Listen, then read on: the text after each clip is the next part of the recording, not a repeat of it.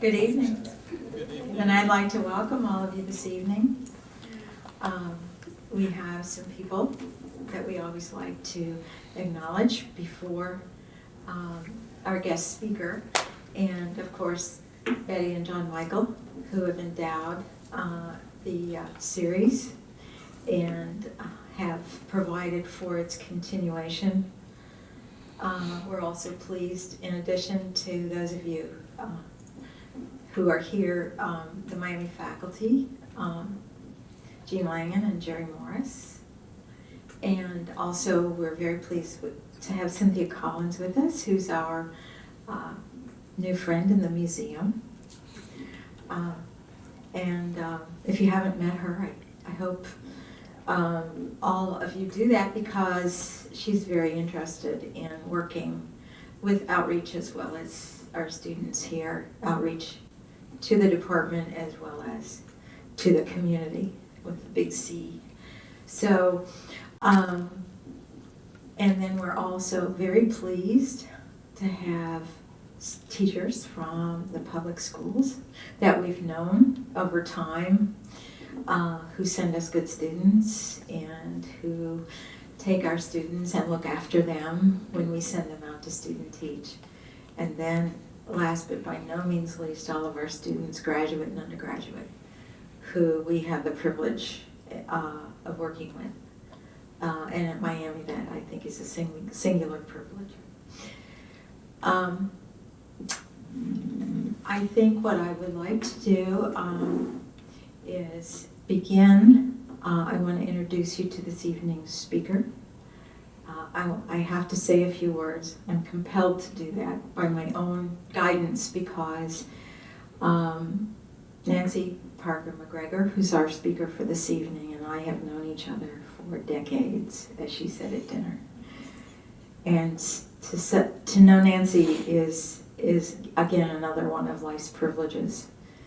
I can tell you that she is now Professor Emerita at The Ohio State University, doing her schooling at that institution. I can tell you that she worked very closely with OIEA, NAEA, and the Department of Education for over 20 years, serving as president both of OIEA and NAEA, and has worked closely and is at the base of setting up those endowments of those two particular organizations, of which we all benefit now if we choose to do research and apply to that, to the National Foundation.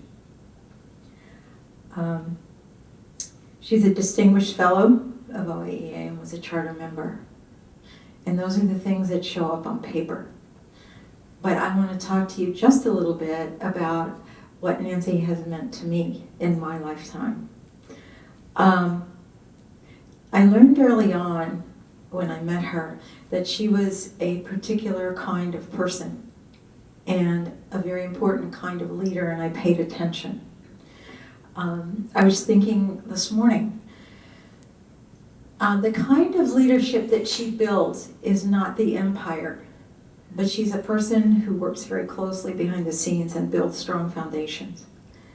And as I was thinking about that, I remembered working in Belize, both with students and without, with archaeologists who did digging and documentation of the Maya culture across all the periods of the Maya, because it was continuously occupied.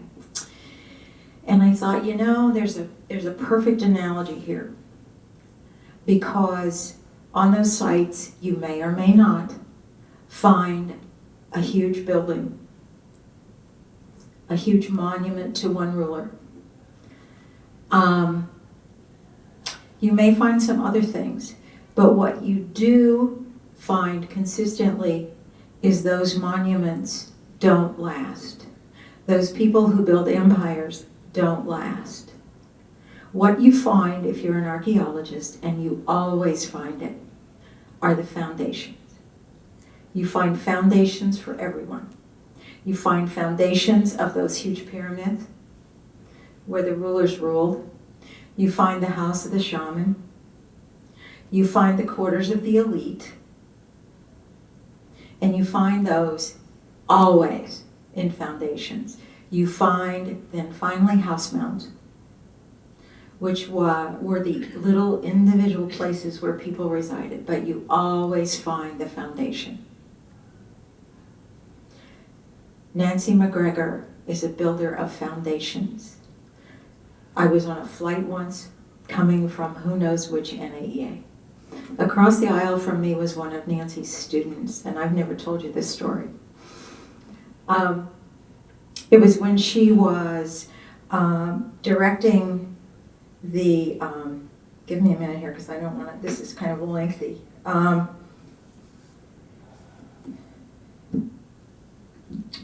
I'm not going to find it. It was basically the Getty Foundation, Higher Partnership in the Visual Arts, which was the Getty Association. This young woman was a doctoral student assigned to her. And so I struck up a conversation with her. And she was telling me about this wonderful project she was involved in, tremendous leadership roles, great pride in reporting what she was doing. And I knew that Nancy was directing that particular facility, and actually it was in Columbus because of her. But I never said anything because Nancy had done what Nancy always does, and that's help someone, give them responsibility, be there for them if they need it, and otherwise let them do it so that when they have the opportunity, the foundation is there. So it is my pleasure to introduce to you Nancy Parker MacGregor.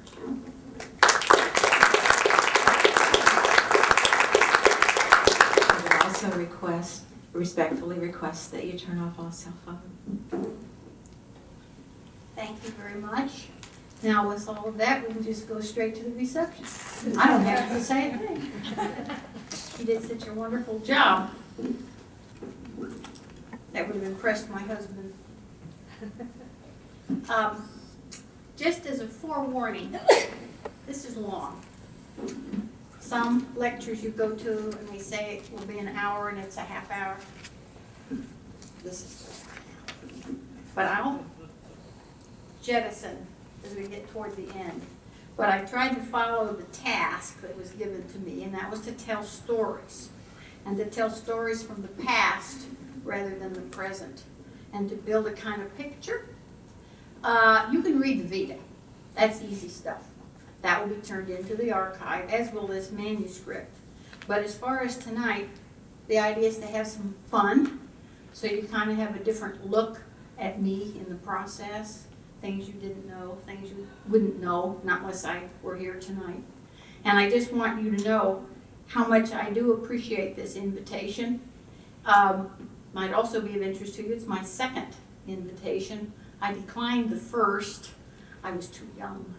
I felt I was too young. I looked at that list of people who were recipients, and that was, be 15 or more years ago. I says, I can't do that with Ziegfeld, and no way. And besides, I was deep up to my smock pockets and stuff, and I really didn't have a sense for my past. Nor did I have time to stop and think about it either. So I graciously declined. And to get a second invitation, that is just wonderful. And one of my friends said, you better take it, there won't be a third. I know you all are very, very well aware of this rich, rich gift that John and Betty Michael have provided for you at this university, and to have it seated at this university. But it isn't just the university that benefits, it's the field at large. Because what he's provided the foundation for is the archive of people, and a lot are no longer here. And there's no way in where you'd ever get the story or anything of interest. And it gives a totally different perspective on those folks. You can read their textbooks, their Vita, and so on. So he's contributed to the field, to the body of knowledge, in an extremely unique way when they conceived this idea.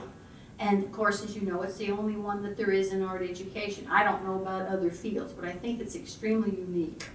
So value what you have here, the treasure.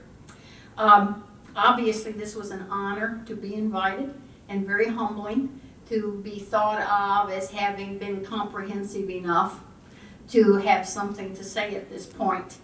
As I've said before, in phone conversations with Julie, in fact, our first one was 2 months ago today. I received the invitation on February 4th, and we spoke Saturday morning on February 5th. The envelope had been languishing in the mailbox at Ohio State, and I don't frequently go in and pick up mail, but I did get it. So for the last 2 months, I have been what you might call scurrying on my dig. And I have dug in this box and that box and this file, and one thing has said, oh, I don't remember that. Now where am I going to get that information? And a couple days later, I would think of it, it would pop in. But things that I have put to bed, I've put to rest, no longer at the focus of my life.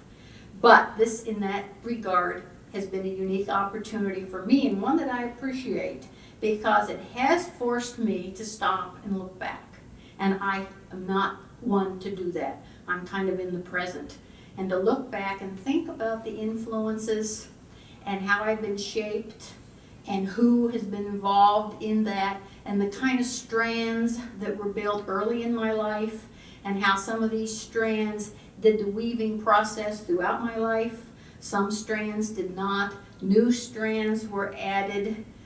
Some strands were for a while, and then they pop up here again and over here again, in terms of colleagues and family, essentially. I'm not going to veer off into other kinds of stories. Tonight will be essentially, as I say, a privilege for me to share some of this with you. Things that I've not shared with anyone, in some cases, since my parents have been gone, because they were the ones that were instrumental at that point. And then, of course, stories with regard to Manny Barkin that's always good for you to hear, because some of you don't know the name, and if you haven't, you ought to. So, with that in mind, and again, you know I'm grateful. You know it's going to be long. I will watch you, and when it looks like you're getting bottom anxious, I will, as I say, jettison to the end. This story begins March 1960, early March. And that really is the date of the beginning of my career as a paid art educator. Paid money, check.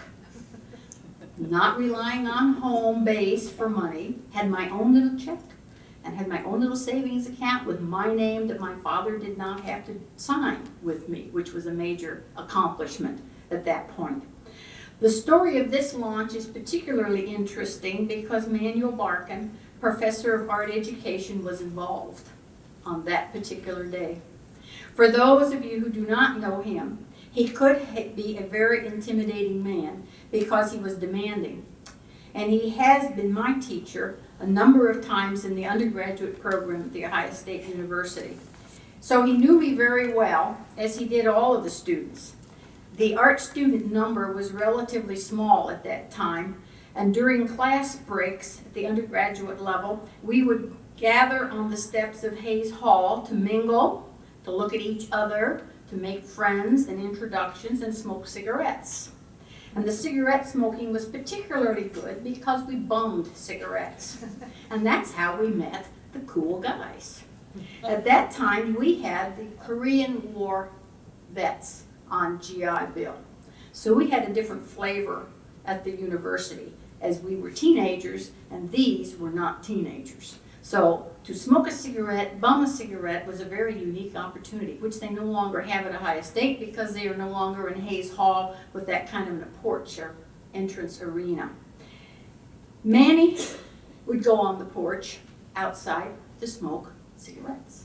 So he also was involved with the students and really knew just about everyone. He recruited most of the students in the program by encouraging them to take a short course that was an introduction to art education. And he indicated that that was a course everyone should take.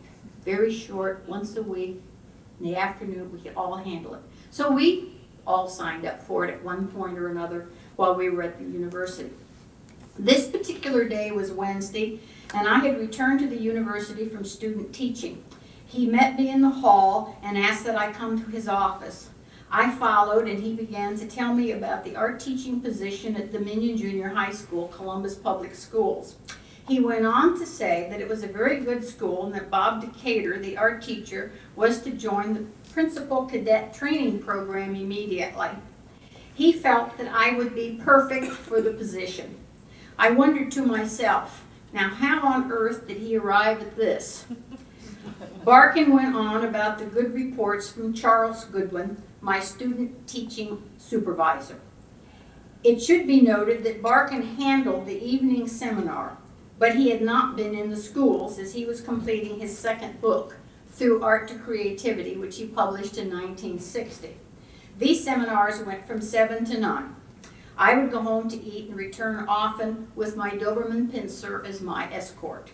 Barkin was certainly not a dog person, but he got so that he really liked Julie and welcomed her as another student. To continue the story of the office meeting, I reminded him that I could not teach now, as I had not graduated and wouldn't until June. I, in addition, had not completed the application forms. In fact, I wasn't sure I really wanted to. He said it did not matter. I was to visit the school the next day. He already had talked to Helen Sanford, the art supervisor, about me to arrange for my visit. I just sat there. He said, "How about it?" I replied, "Yes, but," as I continued, saying, "There are those graduates out there. They're from our department, and they're looking for jobs. I know they are." He just picked up the phone at that point and called Miss Sanford. He told her that I was very interested and eager to visit Dominion.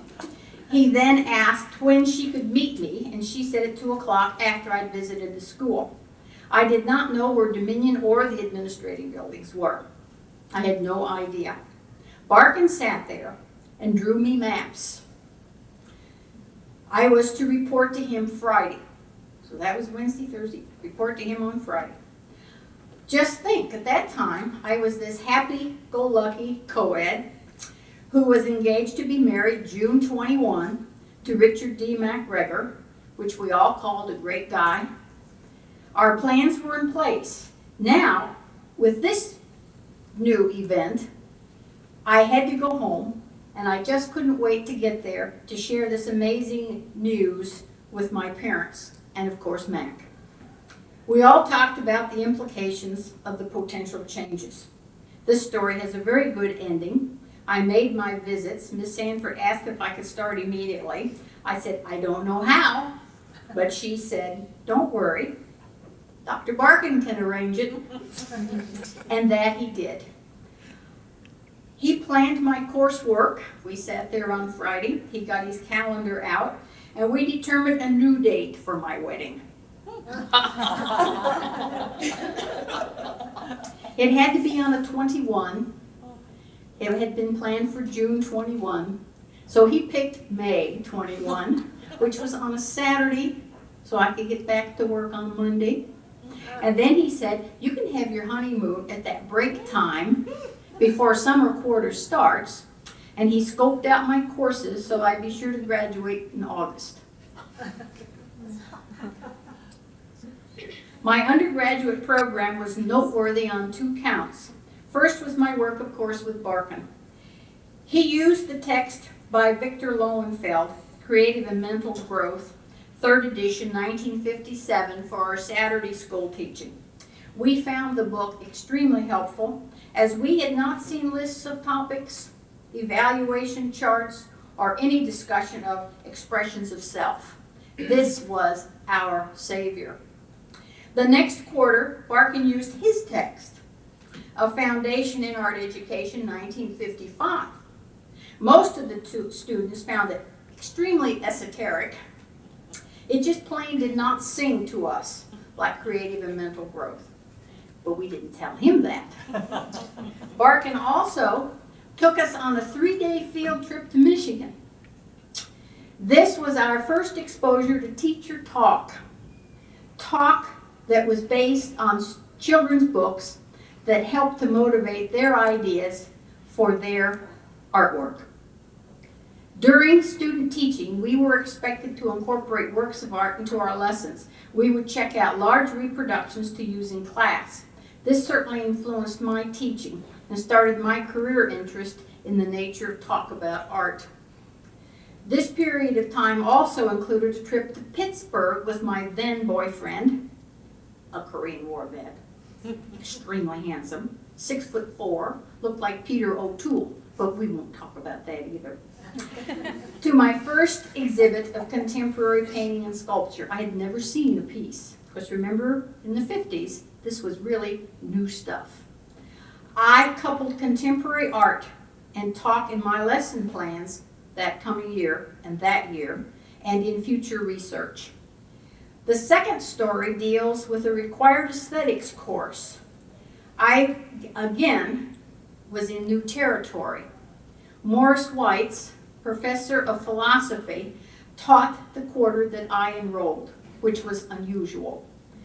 He was a stellar teacher and influenced my professional life. He presented the content in a pattern that took the students through a compounding process. He used a strategy that demonstrated and reinforced the concepts as he presented them. My interest in theory issues was formed. All of us were able to incorporate aesthetic concepts in our lesson plans. It seemed that 1960 was the beginning of my personal and professional life. But was it really? Reflecting on the events and the people who helped to shape me, I think not. I'm going to fast track back to the World War II years, the early 40s. I can remember a lot about my early years. Mac, my husband, says he thinks that I make up stuff because no one remembers so much detail about doggies and playmates and Lazarus and rides on troop trains with soldiers, sewing, Spike Jones, the Planter's Peanut Man, very specific movies like Bambi that just about did me in, visits to Granddaddy's farm, stuffed animal toys, and so forth. I have thought about many memories and will share 3 that reveal very early influences on my choices. I can see my father like it was yesterday. I was 5, and this particular August was very, very hot.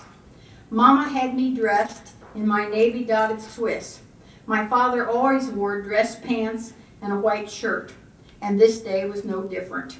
We had Sunday dinner at Hennick's restaurant. I know that I had cream chicken and mashed potatoes because that was my favorite. After we ate, my father and his 8mm camera took me for a walk. Mama stayed behind with friends. She, of course, had on a nice summer dress, and this particular flower was on that dress. This is, she had had it previously. It predates my existence. So it's like celluloid stuff, that cellulose stuff. I thought that would be appropriate. We walked across the OSU Oval in search of a spot for filming. We selected the grassy banks of Mirror Lake. He wound the camera and I began to enact the 3 bears, no doubt with a flair. He wanted to film me before I started kindergarten in a few days. The walk back was filled with conversation about starting school and how much I would learn and how exciting it would be.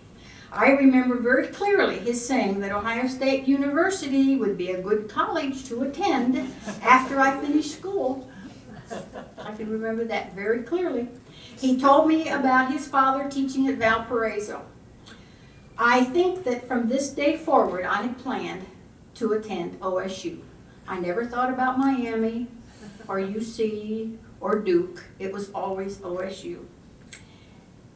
Kindergarten also is very vivid, more than any other grade, any of them, 1 through 12. Perhaps this is due to my not attending preschool. Mama schooled me at home and did a wonderful job. She had such faith in me, so positive and caring. My father, before my teen years, told me that she was the most loving and perfect mother that God had to offer, and I was always to remember that. She passed away 20 years ago this June, and I remember her every day.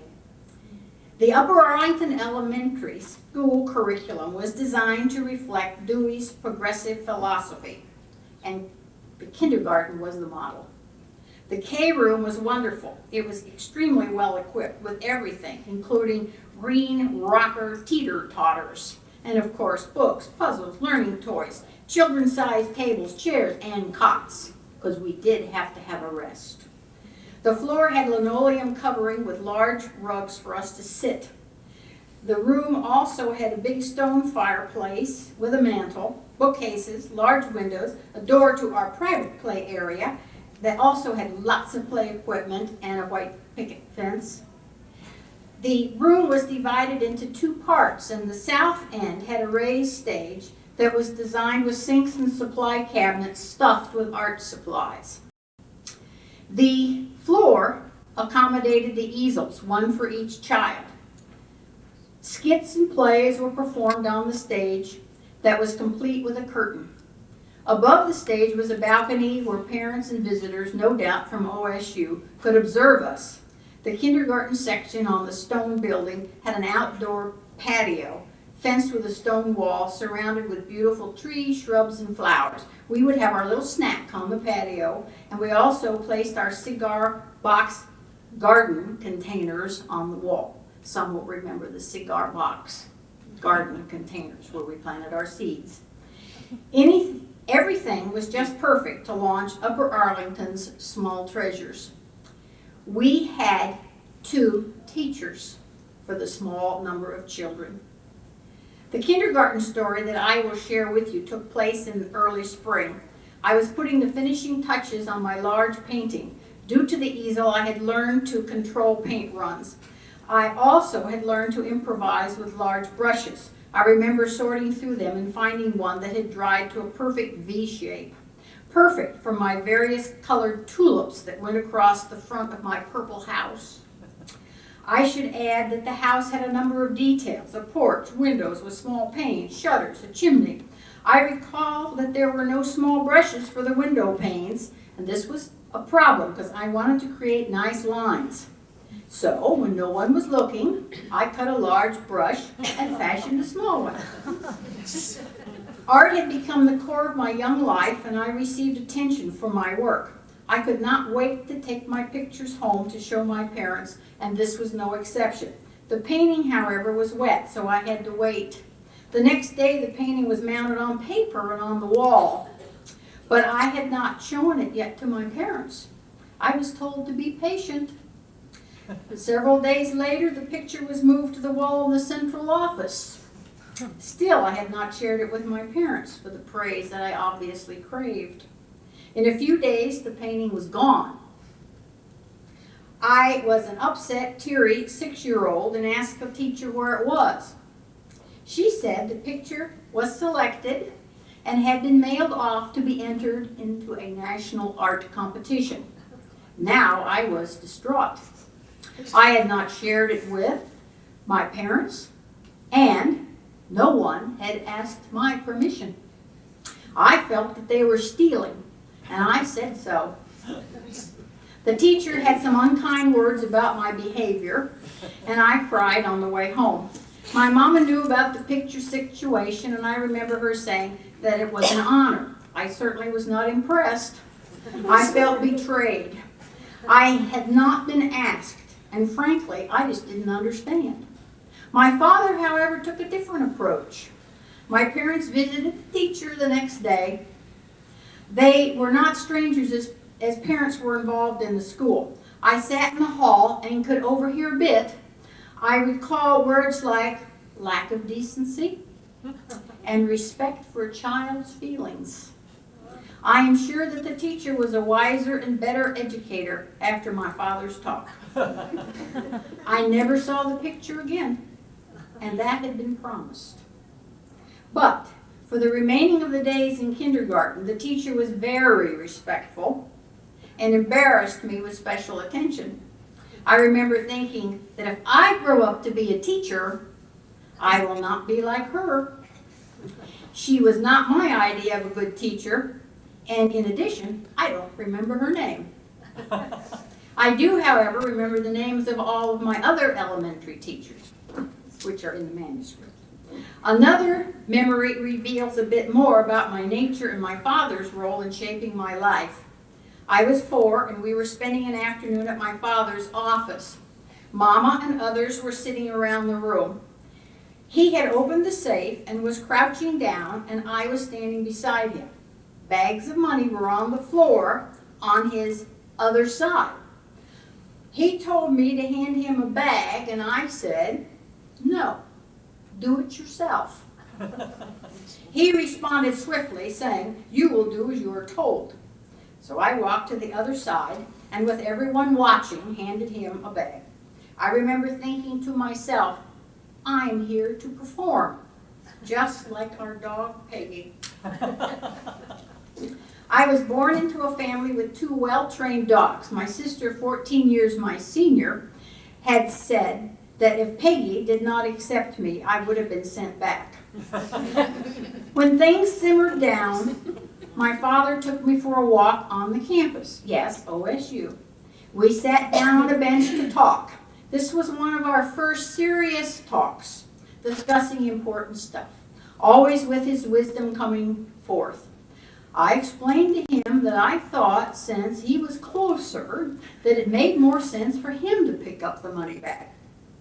I no doubt mentioned Peggy, the dog, in the conversation. He said nothing, except that I needed to think about how I had responded. And I'm 4. My voice had been a tad on the defiant side. I learned the meaning of insolence, and I learned the meaning of respect thy father. Our philosophical talks continued until his death when I was 24. Shortly before his passing, I expressed concern to him, and he assured me that he had taught me all I needed to know to live an honest life. He said that his job was finished. My parents were wonderful. I had all the advantages available at the time. I will next provide a quick family backdrop by sharing a few details about my ancient ancestors as they help to create the picture. The date that I'm going to share with you first is 1155 AD in England, and Thomas de Coggeshall is the first family name on record. He is my direct descendant. His son Ralph wrote chronicles of the Crusades, as he had been at the taking of Jerusalem. His written history of the siege was followed by another written history of England at the time of King John. Ralph was knighted and is a member of the English Archive.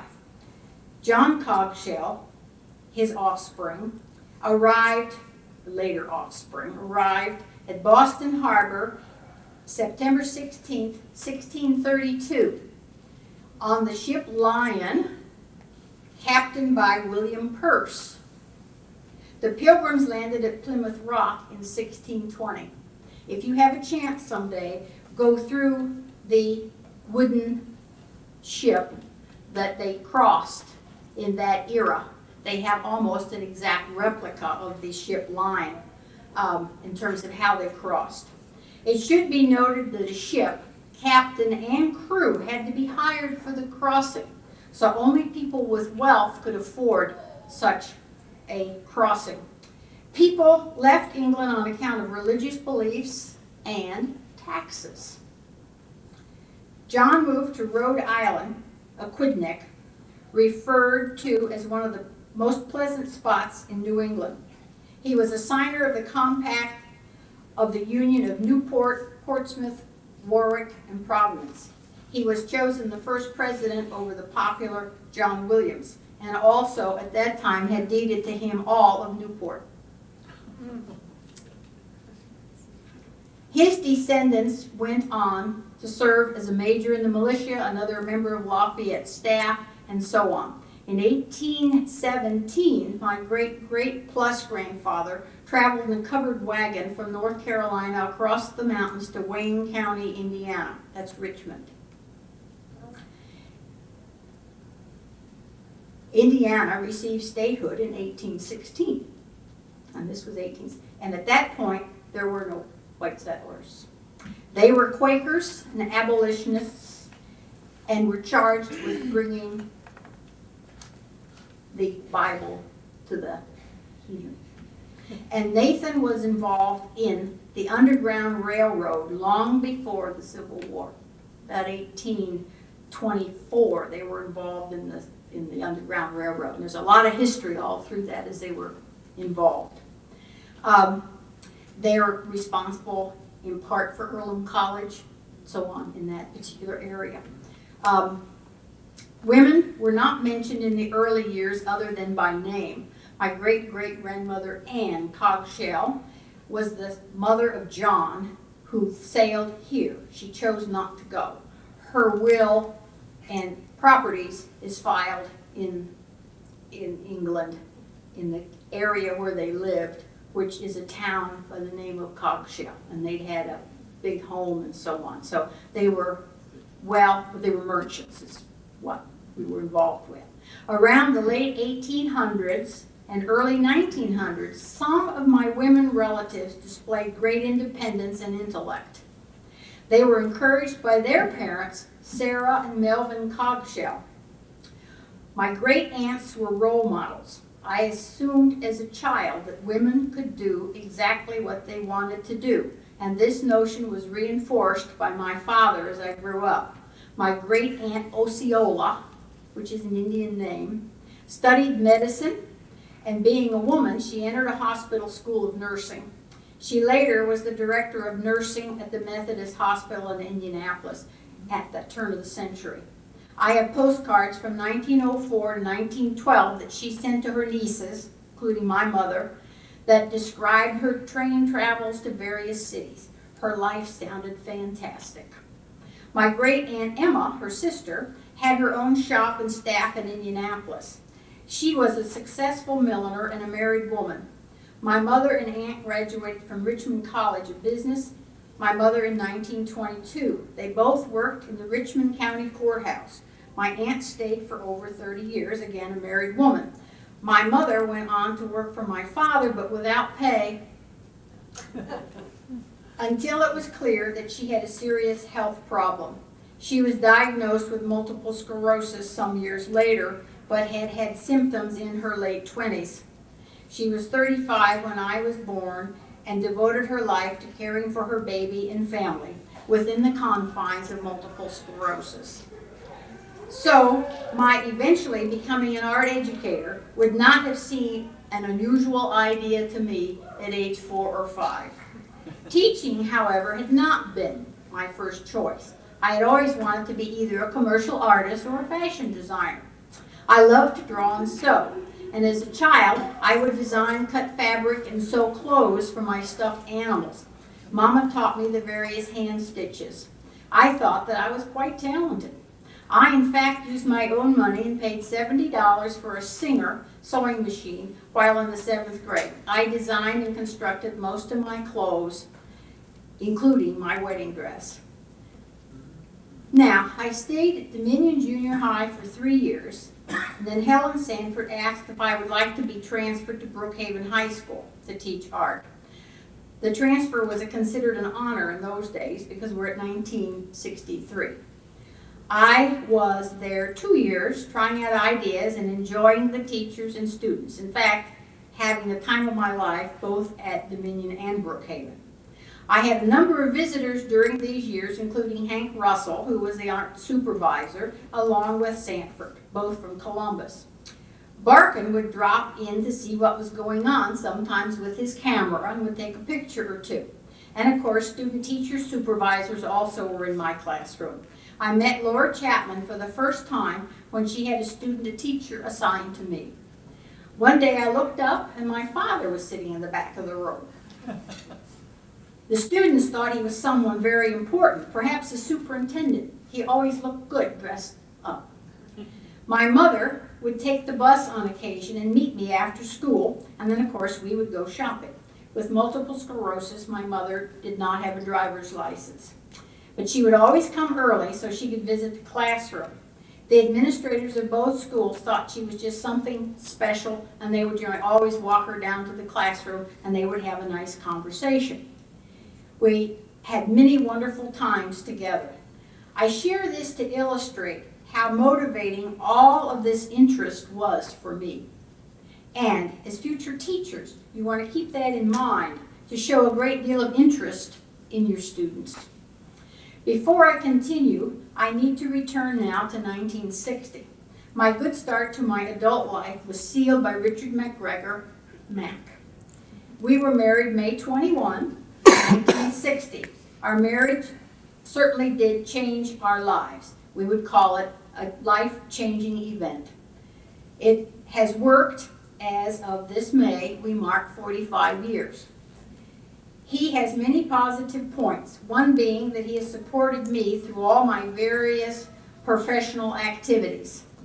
He has been the stability in my life and the only one who knows the history and remembers the people and events. One secret to our success together, as we both believe we have a right to live our own lives. By this we mean not in the shadow of the other, and not to hold the other one back, nor to be subservient. His being outside the field of art education, and education no doubt has helped us too. We have been good to each other and for each other for many years. I applied to the Master of Arts program in art education in the spring of 1965, and again at Ohio State University. I was accepted and decided to take a year leave of absence. Hugh Stumble was the supervising student teachers, and during his visit he encouraged me to pursue a master's. I might not have done that. I might not have applied if it had not been that he coaxed me. I was having a good time. It certainly was the right decision, as it did change my professional path, a path that I should stress never wavered from my concern or interest in teaching and in teachers. Most of my career efforts were designed to strengthen teaching and the art programs in schools. It turned out that I was in the right place at the right time, the summer of '65. Although at the time I had no clues about what was to come. I did not know David Ecker well at that time. He was one of the faculty members in the Department of Art Education, and I was unaware that he had received a grant that would fund a summer program. I arrived to the first seminar class meeting. David Templeton and Saul Hurwitz were the teaching team for that graduate seminar.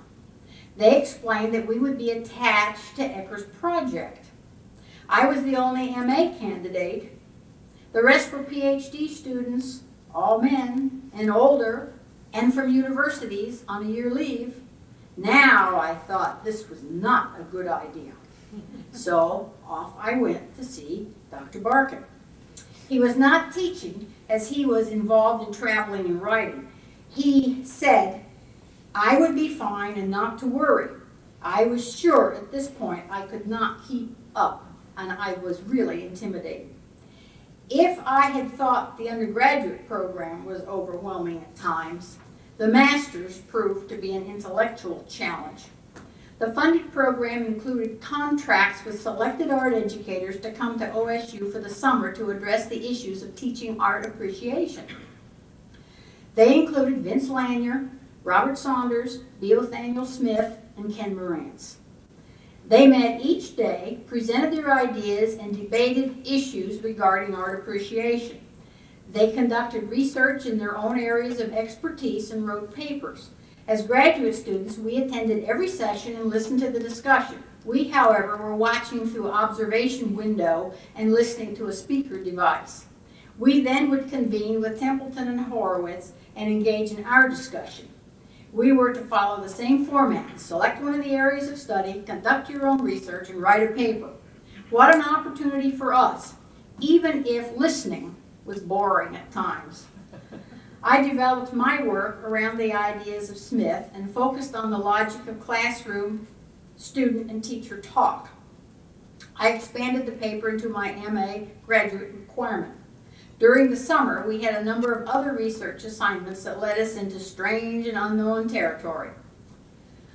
Another wonderful opportunity presented itself and became a personal and career turning point, one of the powerful experiences of my life. Saul Horowitz talked to me about a one-year job as a research assistant assigned to Elizabeth Steiner Mesha, professor of philosophy and art education. She has since dropped her married name, Mesha, and retained Steiner, so she's Elizabeth Steiner. We had talked to her, he had talked to her, and she called me and explained the responsibilities. This is the example of another person encouraging me in yet another new direction. I was not sure about accepting the offer because I had planned to be a full-time student and to graduate in a year. Ecker said not to miss the chance to work with her. She wanted me to conduct research and find out about the nature of art education using the abstract method. She would teach me the process and help me to distinguish between primary and secondary resources. I thought about this, wasn't sure, but I agreed to try to do the work with the understanding that if I wasn't satisfactory, she would tell me and I would quit. This, of course, was another good decision. I learned the process and honed my academic skills to a point that I could read an article, understand the major premise. Now listen to this. Read an article, understand the major premise, the argument, and conclusions. I then could write the abstract in my own words without the article in my hand. She, of course, was there to critique my work in terms of reliability. She had a profound influence on my academic growth and sensitivity for issues. It was the first time that I had worked with a real role model, and the model was a woman. She served as my mentor, teacher, and friend during that year, 1965-66. She left OSU the following year. Many of the articles that I abstracted are included in the textbook edited by Ecker and Elliot Eisner, Readings in Art Education, 1966. If you want to see what art education looked like in the 60s and the kind of content that was the concern and the issues that were being discussed, that's your primary resource. You don't need to go much farther. Ecker received a second grant designed for selected participants to come to OSU during the summer of '66. Well, I'd finished my master's, so I wasn't so sure about this. The purpose was to study with scholars from disciplines relevant to art education. And these were selected participants, so you had to write a proposal and so on as to why you wanted to become accepted. Elizabeth Mesha said, "You should do this." So I did. The faculty serving the Institute for Advanced Study in Art Education represented the fields of art education, art criticism, contemporary art history, and philosophy. The two that had the biggest impact on the students were Edmund Feldman and Eugene Kalin. We were introduced to Feldman's ideas as he was preparing the text for his book, Varieties of Visual Experience. The third edition came out in 1987, 20 years later. He was and has remained a source of inspiration and support throughout my life. Eugene Kalin took us on a journey to phenomenology and existentialism. We translated much of his teaching during visits to art museums. We were to write about specific works of art through the concepts of phenomenology. We all thought about and experienced art differently that summer and had a great time doing it. The power of the summer professional development program or experience made such an impact on me and my future work and for teachers that this seemed to me an experience that all teachers should have at some point during their career. The school year of 66-67 found me back at Brookhaven. Again, I was armed with an abundant array of ideas derived from theory. I spent the year translating to practice and collecting data on student outcomes. I had already lived and experienced the major shifts in the field that impacted the philosophy of art education. I also saw the shift in the contemporary art world and ideas for application in the classroom. My first article was published that presented my research that I had carried out in the classroom. The topic was the role of student and teacher art in understanding works of art and enhancing student artwork. Manny Barkin made a call to the NAEA, inquiring one day, why isn't it out? And they said it will be in the next issue. I should add that the students were extremely impressed with themselves when they saw the article. They had no idea that they had learned so much, and they learned so much more than they thought they would. So again, that was a wonderful teaching device. It, however, was not long before I heard from Barkin.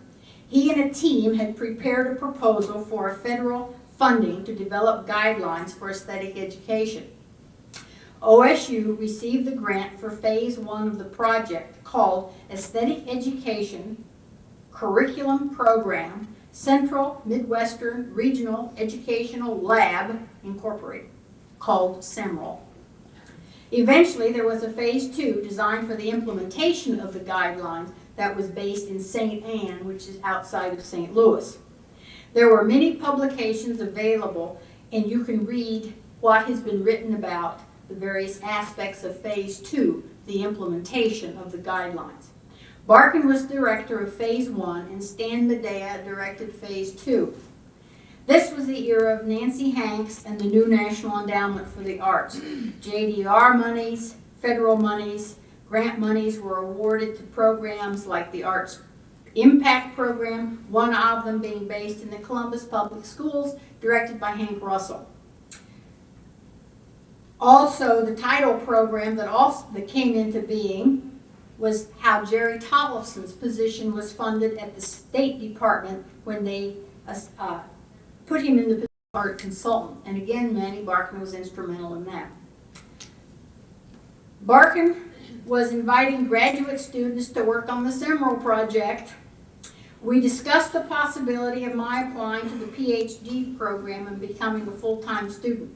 He suggested that I would receive funding from the project and that I also could be paid as a teaching assistant and teach a course. I, in addition, naturally, would be taking my own coursework. He felt in this way he could nearly match my Columbus salary. He, of course, knew about the nature of my graduate work at the master's level and that I could conduct research. As it turned out, abstracting primary resources was the cornerstone of the work of phase 1. I went home and discussed again the proposal to Mac and to Mama. She'd been living with us since 1965 due to her MS, and she certainly was a big help to me while I worked on the master's. She was my proofreader and major supporter. Along with Mac, of course. Aesthetic education was conceived to include the art forms of dance, literature, music, theater, and visual arts. Experts in each field were contracted to carry out the work necessary to prepare the content from their discipline for the guidelines. So you had experts for each of the discipline areas. And the guidelines were called Curriculum Development for Aesthetic Education 1970. And the authors of that were Manuel Barkin, Laura Chapman, and Evan Kern. The people that were involved, some of the names you might recall: Alma Hawkins from dance, Bennett Reamer from music, Alan Purvis from literature, John Morrow from theater, Chapman, Ecker, and Jerry Hausman, the visual arts. Barkin served as the director. Other experts in philosophy, education, and psychology also served the project. The bonus for us was that the assigned OSU graduate students, and there were graduate students assigned to all of these other people in their respective universities, but the OSU graduate students attended all meetings, all discussions, road trips, presentations, and conferences that took place. A very busy and challenging time for those involved, but certainly exposed someone to projects. Phase 1 lasted 3 years, but not without things happening. Various OSU faculty working on the project left. Ecker and Hausman went to NYU, New York University, but like triple their salaries, after Chapman had left for the University of Cincinnati. At about midpoint, Barkin had surgery and then was diagnosed with cancer. Work on the project, however, continued. I had the opportunity through this evolution to hear about the management of the project, the personnel of the project, the budget, as well as internal and external politics. I would be in the hall and Barkin would say, "It's time to have lunch, come with me, I want someone to talk to." So I would have lunch with Barkin and hear about the latest political problem or personnel dilemma that might be happening at some other university, but in regards to the project. So I learned about political problems. Outside consultants would visit the project to participate in the presentation of our ideas, meaning our ideas. The graduate students held responsibility for part of this task, which again was a good model. Through debate, they would challenge the ideas, the guests, and of course their practicality, and that is the practicality for aesthetic education. The Aspen Conference was the pivotal point for Phase 1. Everything and everyone was transferred, including 2 secretaries to Aspen. Many experts attended and the project personnel presented and demonstrated the core of the thinking. The curriculum game format was designed and presented, the curriculum models, at this particular conference. Barkin assigned me to work with Ecker to develop the models. Ecker at that time had become more interested in flying airplanes than working on the Seminole project. Each activity began with a concept, then the goals, activities, and then outcomes. Each model was extensive and detailed, making up units of instruction. Ecker developed a model for experiential learning. I designed the one using linguistic concepts derived from aesthetics. Kern was responsible for the behavioral model. Ecker and I completed the cognitive-based model. Seminole project was the core of my doctorate program. I selected coursework and faculty to complement my interests and concerns. I met regularly with Barkin, who was my advisor. Ecker had been my advisor for the MA. And I always talked about my plans and direction. I completed my general exam requirement the second year, but not until my problem statement as well as my research proposal were approved. My research focus was on alternative concepts of criticism and the implications for art education. In other words, theory, translation, practice, and outcomes. Laura Chapman was very helpful to me during this time. I prepared the documents and she would critique them for me. She was a wonderful role model and mentor, and the second woman to influence my professional life. She supported me throughout my career, always with an understanding for what I was experiencing and accomplishing. I have a strong respect for her thinking, ideas, and strategies used to present them. She is an exemplary art educator. I felt that I had a problem since concepts of criticism were to be the core of my study. I did not feel confident in aesthetics. I met with Barkin and shared my concern and my plan. I wondered if it would be all right to visit Morris Weitz, who had been my aesthetics teacher at the undergraduate level. And I wanted to visit him during one of his office hours and asked maybe if he would agree to an independent study.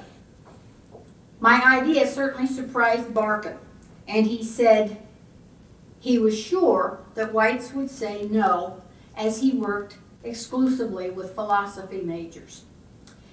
He said, however, give it a try, but do not be disappointed. So I gathered my materials together and I visited Morris Weitz and shared my concern and plan. And it was so impressive because he had a corner office with large windows that overlooked the Oval, which was in the historic University Hall. The building is very interesting in itself, and his office being in the corner, he was in the premier spot in that particular architecture. The office was filled with books organized on built-in bookshelves, a large table and desk that were made of very dark wood. I felt like a space that certainly did belong to a respected professor. I remember that I did not tell him about the influence of his aesthetics course at the undergraduate level. In fact, it's reflecting back that I have a fuller sense about that value. We had a conversation, and he told me that he's had conversations with Barkin about Summerall, and he asked questions. I apologized for taking his time, and he looked at me and he said, yes, he would take me for an independent study. I no sooner returned to Hopkins Hall than Barkin called me into his office. I remember his grin. He said that he had just received a call from Morris Weitz. Barkin was so pleased because he had such high regard for him and had been influenced by his knowledge and ideas, such as those presented in an article called The Nature of Art, published in 1961. My studies with Weitz proved to be another one of my academic turning points. He invited me to take certain philosophy courses, but for independent study credit. I would prepare my paper in the context of the course, but related to my interests. I enjoyed the graduate students and the level of their thinking and discussion. I recall one occasion that was particularly inspiring. The discussion was underway when one of Morris Weitz's students proposed an interpretation to the ideas that were different from his. Weitz, an internationally respected philosopher, considered the challenge and said that he thought the student's thinking was correct. I had never before seen this kind of student-professor exchange. Weitz also agreed to serve on my doctorate committee. Barkin took Weitz and me to lunch at the Ohio State Union to discuss my proposal in preparation for my general exam. Barkin began with his concerns, that I should do thus and thus and thus. He was notorious among graduate students for his demands for many rewrites. Some would drop out of the program, others certainly avoided him as their advisor. He could get me worked up too, of course, but it always seemed to be all right in the end. So I was prepared when he said I needed to rethink my study before my exam because I had essentially proposed 3 studies. To my amazement, Weitz said, Manny, leave her alone and let her do what she wants. She knows what she's about. Enough said. My PhD program continued without a hitch until Manny Barkin's health began to worsen.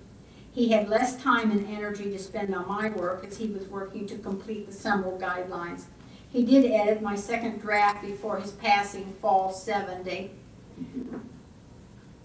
I'm looking at the clock. I'm looking at you. I had planned to graduate at this time, but he told me that I did not need to be in a rush. In other words, I was being held up. I would visit him during his various hospital stays, and we would talk about various things. For example, he was well aware of his reputation. He told me that he had an attitude about his advisees and said that he admitted only the very best to the program. He talked about the graduates and the contributions that they had made to the field. In addition, we'd often meet at his house because he needed much more rest. I recall him making me a sandwich for lunch and saying that I needed nourishment. Arthur Eflin was serving as acting chair of the department at the time of Barkin's death. He was very gracious to work with me toward the completion of my dissertation requirements for graduation. Weitz had left OSU for Brandeis University, but he flew in for my dissertation defense. It was about 5 years later when Weitz was fighting cancer and succumbed shortly after that, at about the same age as Barkin, a couple years older. Eflin also was instrumental in my securing an assistant professor position at the OSU Newark Regional Campus. He, in fact, drove me to Newark to meet Dr. Barnes, who was the director. To summarize to this point, my parental teachings held firm, and Mac's support and encouragement was unwavering. Barkin and Whites were a part of my undergraduate experience and continued through my graduate days. My MA days were shaped by the work of Ecker and with direct involvement with Steiner. The doctorate program involved me with the Seminole Project and expanded my horizons. Chapman was influential. These influences and experiences shaped and prepared me for new vistas and challenges that essentially involved applied research and practice in curriculum, teaching, advocacy, and leadership. I may have attended one public school. I may have lived in only one town. I may have attended only one university, but my experience certainly has been extensive. My professional life after my degrees began in the fall of '71 as an assistant professor at Newark. At this point, Mac and I purchased our first house, and one day I went home, everything was quiet, and pretty soon here came this little puppy who looked around the corner at me. Mother had been holding her back so it would be a surprise. Now we had a house with a fenced yard and a puppy to play in the yard. Ginger was a Basenji and with 7 little dogs zipped up in one suit. I have such fond memories of her. My 3 years on the Newark campus were interesting. It was something like teaching high school with lots of freedom and lots of friends and lots of faculty to interact with. The courses included studio and the teaching of elementary art majors, the only 4-year program available to students. I introduced coursework for the elementary school teacher at the graduate level that proved to be very popular in the region. Fall '74, I started teaching full-time on the Columbus campus. Ken Morantz then was chairman, and Eflin was the only remaining faculty member of my student days. Our second puppy arrived, a West Highland White Terrier, and she became best buddies with Ginger. It was love at first sight. She and Bonnie were buddies until Ginger passed away 10 years later. I mentioned doggies because they always have been a primary strand throughout my life. It's hard to imagine a house without a dog. All of ours have enjoyed the place and have certainly gotten the property tax value out of the backyard. As I look out the window now while I'm writing this, our new pup, Jolie, our 4th Brittany Spaniel, is running like the wind with Tess. Tess is our 3rd Brittany and 9 years old. Our first Brittany arrived in '86, and our second, Dinah, in '92. So we've had a family heritage of Brittany's and, of course, West Highland Terriers. Our first Westie lived 16 years and loved her Brittany. When we got the Brittany, the Westie had been pining, I didn't realize, so seriously for Ginger the Basenji who had passed. And when the Brittany pup came in, the Westie came alive and said, "A dog for me, my own dog," and lived 5 more years. Now we have, as I've indicated, 2 Brittany's and a Westie. Hank Russell is the major force behind my becoming involved in professional association work. He, in some ways, stimulated the biggest turning point in my life, as this leg of the journey lasted 21 years without a break other than changing from one association to another. I had known him since my first days at Dominion, and I should note to you that I believe that he is one of the finest, dedicated, and sincerest persons that I've had the pleasure to work with and know. It was 1975 when he asked if I would be willing to run for president-elect of the Ohio Art Education Association. I pondered the idea and decided to run. Perhaps it was time to take a new direction, as I had essentially been a student for a long time. And now I was a real art educator, and not only that, on my own. Mac thought it might be interesting to pick up a new perspective outside of OSU. I was elected and began term January '76 and served 5 years. The people that I worked for on the board were outstanding and included folks like Sandy Kite, Jim Mateer, Norm Schneff, Merrill DeJong, and so forth. We revised the Constitution and bylaws that was designed to give the association a stronger structure and the opportunity for more people to get involved in the organization. We enhanced the journal content and timely distribution, circulated a newsletter, and encouraged regional meetings. The state organization was very sound, and it was certainly a rewarding experience and opportunity to serve. I was chair of the undergraduate committee at OSU during this time period. I will share a story about this work as an example of redesign to meet identified needs. I was doing my job and did not think about the potential value of the work. Reflecting back, this has become a theme of my personal life. Not reflecting back, just doing my job, not thinking about value. As a committee, we began to examine the structure and content of the undergraduate program. We thought about the current culture and issues facing art educators. I recommended that we reconceptualize the entire program, as it was basically the same thing that I had experienced 20 years before. The field was advancing with new ideas, contexts, and audiences, and we had the faculty to expand our program and course offerings to incorporate the art therapy, museum education, alternative settings for career options, in addition to the K-12. And we also split K-12 so that you could do elementary only if you chose to do so, or high school only. Our goal was to add the hours and content to create a major in art education.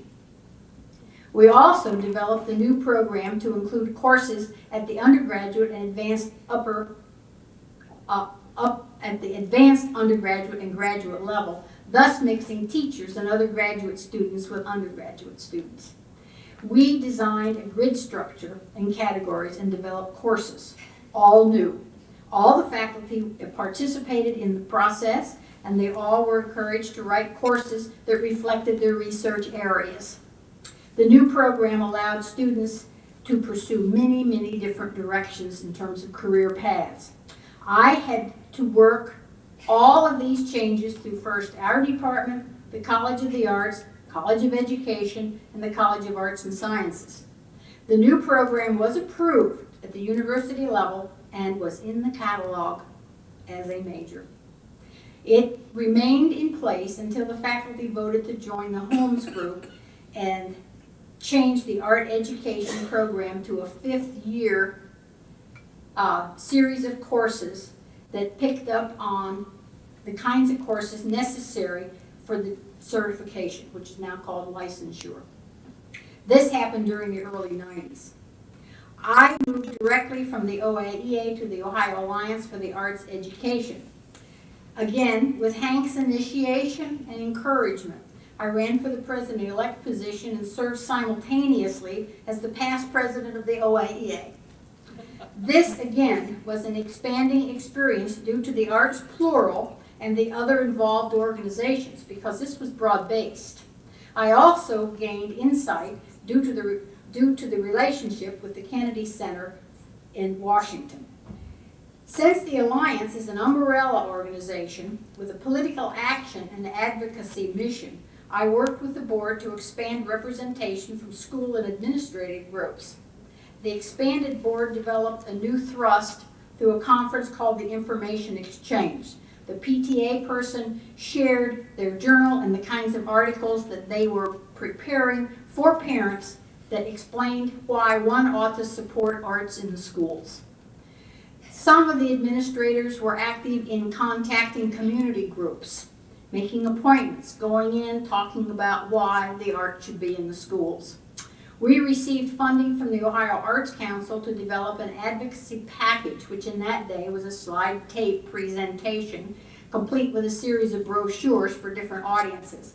In addition, we had guidelines for use. We felt that our leadership, along with the content, was helping folks with their advocacy work. At the close of my office, I was given an award and plaque, and it was inscribed saying, "For outstanding contributions and new directions." The previous association work dove nicely, expanding my vision about realities and possibilities. Hank and my OAEA colleagues, and again spearheaded by Hank, nominated me to run for president-elect of the National Art Education Association. After thought, I agreed to run. Again, Mac said, this will probably expand your horizons. I again overlapped offices, past president of the Alliance and president-elect of the NAEA. I seemed to be on a roll, for better or worse. Right after the results were announced and I was the winner, I spoke to Ed Feldman. He was the incoming president. Elliot Eisner was leaving the board as past president. Ed told me things that I did not know. The membership, for example, was in constant decline, and the association had money problems. This meant that the association overspent and was deeply in debt. The staff was good size and received a large portion of the budget. I discovered that they borrowed each month to meet payroll and to pay the debt service on the building in Reston. I found that the proposed budget and budget reports did not fully or clearly disclose the problems, lack of transparency. Very difficult to see. I was pretty clear, and it was very clear to me, that I had made a mistake running for this office. I spoke to Elliot and asked questions. The problems apparently were not new, which really was troubling, because Elliot had been on the board for 6 years. Membership recruiting was in contract with a recruiting group, and as it turned out, they were getting only past members to rejoin. I had trouble understanding how this situation could have developed into such a problem, since the association had both a board and a staff with an executive director and assistant. I thought of all the things we did with the OAEA and the Alliance without a staff, without executive directors. In my mind, I neither could see a reason why the staff could not recruit in-house, nor why they could not implement a program to attract new members. I had a bigger problem understanding the proposed budget that did not seem to match the reality of incoming revenue. I asked the executive director, and he seemed to feel that things would turn up. It seemed to me that some budget cuts were in order. I spoke to Ed, and he concurred, as did immediate past presidents. I spoke with past presidents, such as Ed Ziegfeld, Ivan Johnson, and Ed Mattil. They had no idea that these problems existed, and certainly gave their support to our upcoming work. I also looked at the board of directors and was not clear about the role of each member. Board travel was another very costly item. The conferences under the management of Jim Anderson were the only moneymaker. With the help of the executive director, I gathered association materials, constitution guidelines, handbooks, and so forth, and my study, analysis, and recommendations began at the president-elect level. Ed recommended and proceeded with the discussions during board meetings and finance committee meetings. Our work had begun, and it was 1981. Mac and I, in 1981, also decided it would be a good idea to have a retreat someplace outside of Ohio where we could get away for a long weekend or a short week. We looked at the map to identify where we could get. What would the destinations be within 8 hours? We picked the mountains of North Carolina, just north of Asheville. We felt that that drive together would give us a time to talk and catch up, because after all, we would be trapped in a car. Mac worked on the details of designing and building the house. The retreat cabin was ready in the summer of 1982, not a minute too soon. This turned out to be a very healthy decision for both of us, as we were able to get away, take our work with us, not be interrupted, complete the work tasks, and also recharge our batteries. We continue to make the trip and feel that we've always been somewhere different and exciting when we go into that part of the country. Another bonus, of course, is the dogs can go with us. They enjoy mountain running as much as we enjoy mountain walking. The 6 years with the NAEA were filled with many challenges and accomplishments and complications. My article, Who Speaks for Art Education, in the journal Art Education in 1986 outlines 14 initiatives and changes that were achieved under my watch. The National Art Education Foundation is one example that was initiated in 1985. My goal was to have $1 million in 10 years, $1 million in 10 years. We made the goal. The second example was a newer revision of the Constitution that was ratified with a vote in 1985, and with a new structure for the board and the committees. My conceptual vision for the revision of the previous governance structures was to completely rethink how they saw their role as a board of governors or the executive board and the membership. What I did was put the members at the top of the structure and the board and the staff at the bottom. All other constitutions had put the members at the bottom and the board at the top, which I thought the members were the ones that were in charge of the association. Without the members, there'd be no association. We also launched the instructional resource material section that continues to appear in each issue of Art Education. I went to Lonnie Duke at the Getty and asked for money because we certainly didn't have it and we needed it to fund that particular initiative, and she gave it to me. We also initiated other publication initiatives because I thought it was our role to build the body of knowledge in the field. And if we didn't do it as a professional organization, we were slipping up somewhere. I also worked on the notion of executive director turnover, and Tom Hatfield assumed the position in 1984. I remember talking over the phone until 2 a.m., encouraging him to accept the position. His knowing what it was like, he was not totally sure whether he wanted to do this or not. But he agreed. And the building mortgage has been retired a number of years ago. A new addition for the building was paid off in cash. The organization is extremely solvent and has an extended staff now and a foundation with close to $2 million. The travel schedule during my NAEA years took me to many states and was quite educational. Main point being that it gave me a sense about member concerns and interests. Delivering keynote addresses moved me throughout the country, and I became very, very fascinated with the notion that the regions were different. Not only that, the states were different. So were the needs, so were the interests, so were the challenges. So due to this, I thought that it was extremely important to begin to address membership needs, pay attention to the fact that the elementary art teacher was the largest membership constituency, not the university faculty, and that it ought not be a we-they situation, that the teachers were extremely important. In addition to all of this, I tried to move the association to a proactive position with a voice rather than a reactive one that was overlooked continuously by power brokers. In other words, we needed to work on a concerted advocacy effort to raise the image of the professional organization and the role of the professional in setting policy. The Getty Center for Education in the Arts, directed by Lonnie Duke, was in the development stages in the early 80s. Again, this was an overlap. There were a number of meetings in which she crisscrossed the nation with seminars and roundtables and conferences trying to work on the ideas for what they were calling discipline-based art education.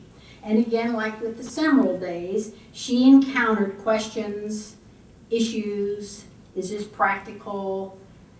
What is this all about? The Summer Institute first began as a notion in Los Angeles in 1983, and Dwayne Greer was the director of that.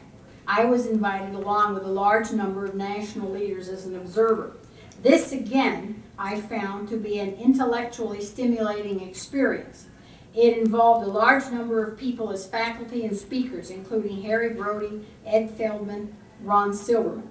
The major complaint was from the elementary classroom teachers, this is way above our head.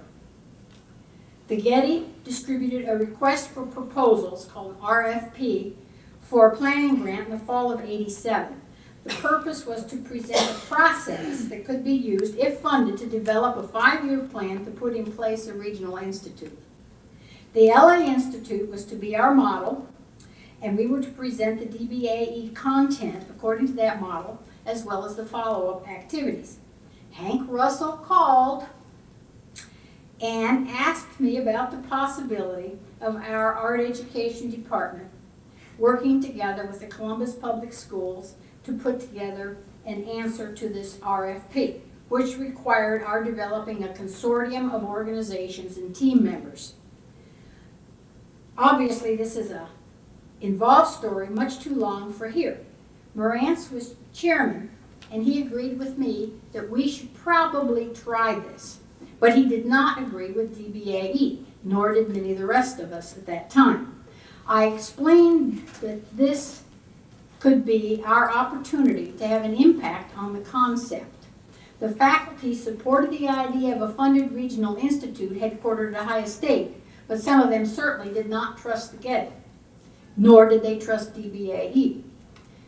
I, too, had had many opportunities to express concerns regarding the Getty being a spokesperson for the nature of our field, hence the title of my article that was published called Who Speaks for Art Education? And that was a direct jab at it ought not be the Getty, it ought to be the NAEA. My NAEA and Getty activities again overlap, so I was more than well aware of the concerns. My feeling was, somewhat like Elliot's, that if we were involved, we would not be looking in the window, we would be in the room. Hence, we might be able to have an impact. Hank, Sandy Kite, and the Columbus Public Art Supervisor, and I prepared the document, gathered all the support materials, so on and so forth. We turned in our proposal for a planning grant.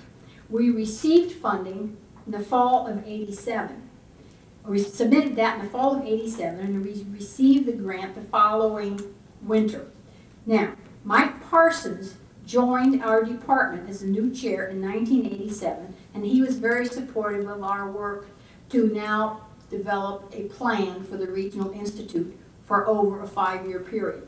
This became the busiest time for many of us, and we named our Regional Institute the Ohio Partnership for the Visual Arts, and that was one of the very first times that the term partnership had been used in any of these kinds of consortiums.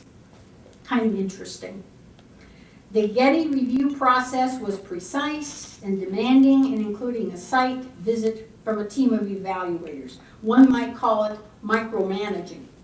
Columbus, the lead district, and OSU as the headquarters and purveyors of content passed the review, and we were funded February '88, and in 4 months we were online with our first summer institute. We had other districts from Central Ohio involved with us, and as time went on, we added a number of other districts, which then clustered into state area sites: Cleveland, Lima, Mansfield, Canton, Akron, and Cincinnati. Harold Truax from Miami and his team of teachers visited the partnership one summer to discuss becoming a site in the Oxford area.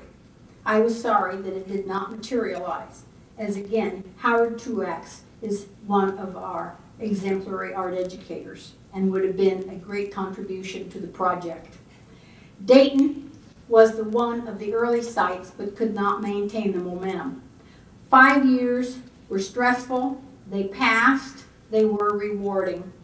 The 6 sites that were funded as regional institutes, of course, Ohio, Florida, Nebraska, Texas, Tennessee, and Minnesota. As it turned out, many of these sites had their problems, often based on regional differences, something that we grappled with the Getty for a number of years before they would loosen the reins and allow to break from their model. Ohio, however, broke early on. The OPVA played a big role in expanding the DBAE model to be more comprehensive and adaptable to various situations. We made it apparent that Ohio was very different and we needed different treatment. Brent Wilson was the cross-site evaluator, and we complemented each other as we worked to open the concept. And with our OSU faculty as the content purveyors and the kind of experts we invited in, that continued to reinforce that the DBAE concept needed to be open and expanded to be much more inclusive of content. We completed the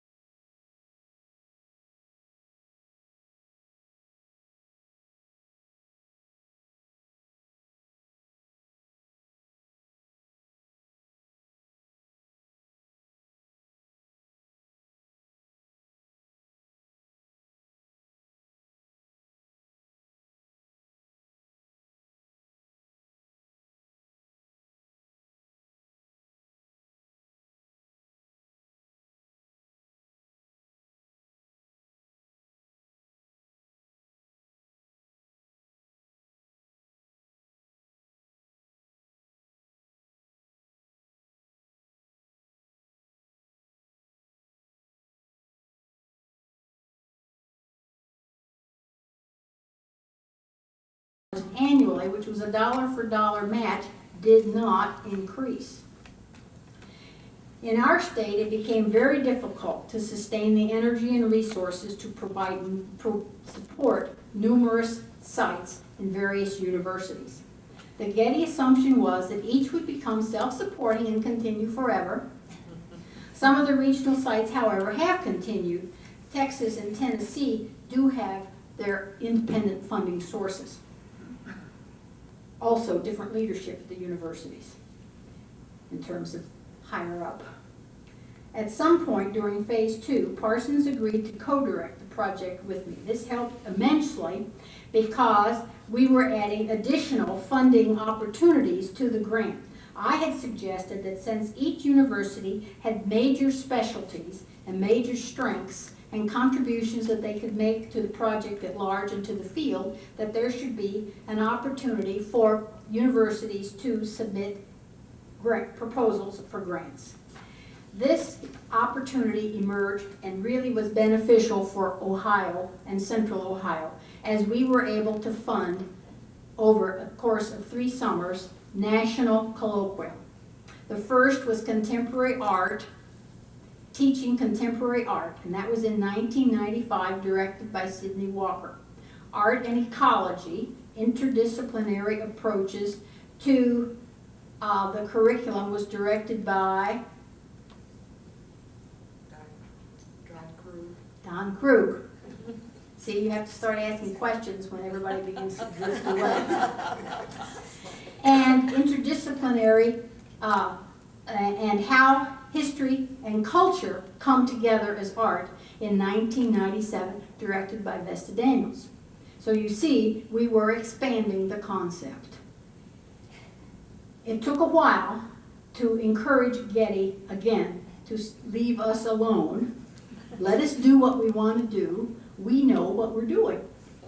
Several of the regional directors met with the Getty to determine the next steps. Could there be a phase 3? At this time, Annenberg was funding school initiatives. The Getty then talked to the Annenberg folks about matching grants from both entities so that the regional institutes would not then have to raise more money. This was an extremely beneficial feature for the project. It also allowed the project to shift from breadth coverage to depth study by selecting only 6 schools and then utilizing the strength from Ohio State faculty as the mentoring teams to work with each of the 6 schools. That did have to be scattered around the state according to some of the regional sites. This again was a competitive process of proposal writing. And this was the perfect time for me to finally graduate from Ohio State University, and that I did. And I had encouraged Getty at that time too to recommend that all the directors step aside. We had been there way too long. 10 years is plenty to spend on any kind of a project. Again, these were marvelous challenges. We had outstanding graduate students that worked with us on the project, and they're listed in the paper. There also were a number of Getty publications and Getty-funded publications that you can research if you want to know more about it. The antecedents, where it came from, how it developed, some of the political documents that came out of the TTAC, and some of the content documents that came out of the Phase 3 are very worth your taking a serious look at. A good contribution to the field. I think the funding of the Phase 3 was a sound move on the part of the Getty. Now, you have a sense for my journey, how I got here to this place in my life. As I reflected and prepared this manuscript, I could see a tapestry emerging. It seems that I have been weaving my continuous strands and adding new ones as the years pass. I feel that my life is like a tapestry, and I am continuing to add threads. As a professor emeritus, I now have the luxury of weaving, adding new colors, but at a leisurely pace. And this I greatly appreciate. Perhaps my story is that of one tapestry. In order to address the notion of my contributions as I see them, I cast it as a question. I wasn't sure what to do about this because this is kind of awkward. How might the field be different without me? What if I had become that famous designer and now had my own clothing label? Perhaps there would have been no undergraduate program that met university requirements for a major, albeit a short period of time. Perhaps no OSU faculty member would have ever served as president of 3 professional associations. Perhaps no NAEF being the foundation for the national, would be in place. Perhaps there would have been no OPVA at OSU. My contribution to education and experience of various graduate students, of course, would be non-existent. We would not have some of those wonderful OSU graduates in pivotal places at other universities, writing proposals, receiving funding, conducting summer professional development opportunities for teachers in their region. My philosophical point of view concerning art education has evolved over the years in response to events and changes in culture, ideas, and theory. I always have viewed the nature of art education as an open concept, one that is evolutionary. This explains some of my rationale for the things that I did and things that I changed during my career. I carried a respect for the traditions and antecedents of our field. All ideas grow and have roots in other past ideas. Intellectual integrity is supreme. It is important to always build ideas on a solid knowledge base.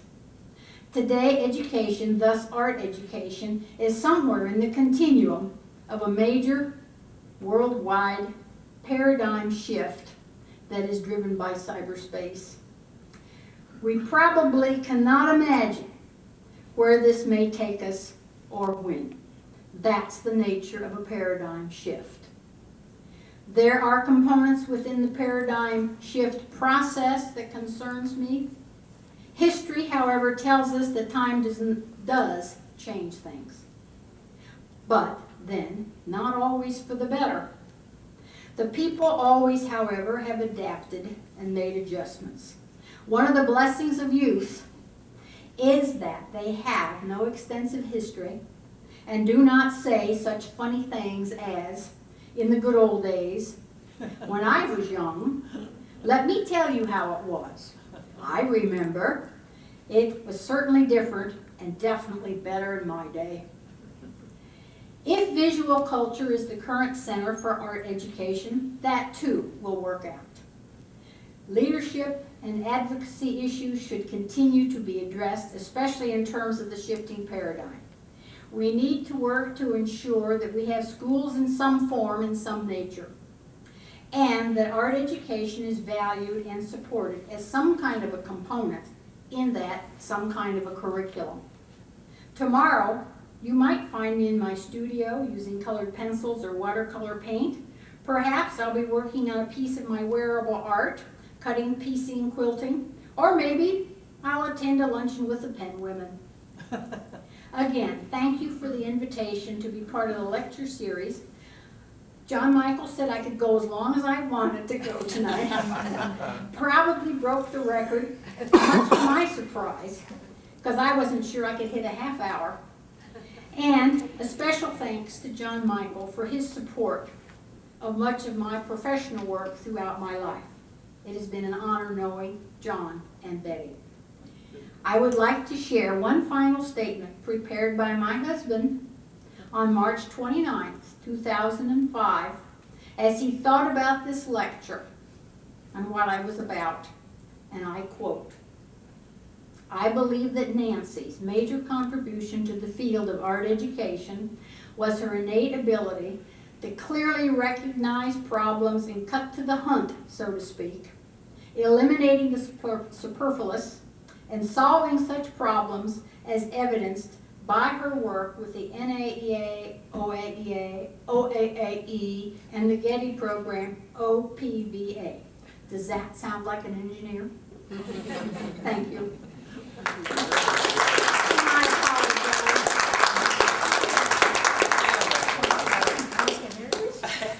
I have a small token to commemorate this event and this honor for Nancy.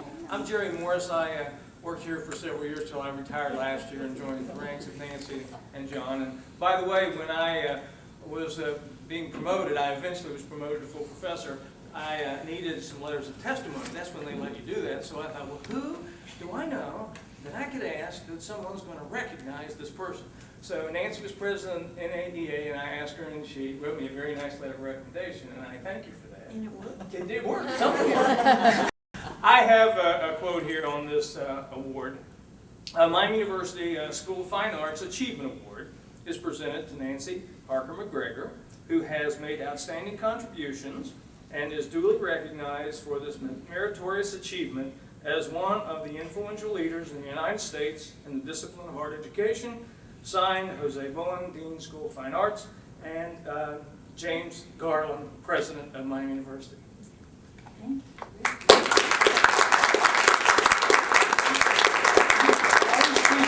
His wall is always even, uneven as he wins more and more awards. Well, I've learned there's someone else that's this way too. Thank you, Nancy. Again. Thank you very much. This is very, very nice. I think the nicest one I have. Thank you very much. And I do apologize for being long, but it's John's fault. He said I did. It was wonderful. Okay. I want to thank you on behalf of all of us for your sharing of your wonderful life's journey. I also would like to invite all of you to join everyone and to join Nancy in a reception that's to follow so that you can ask her your personal questions or follow up on some little thread in her tapestry. Okay, and thank you again for coming. I think you did very good.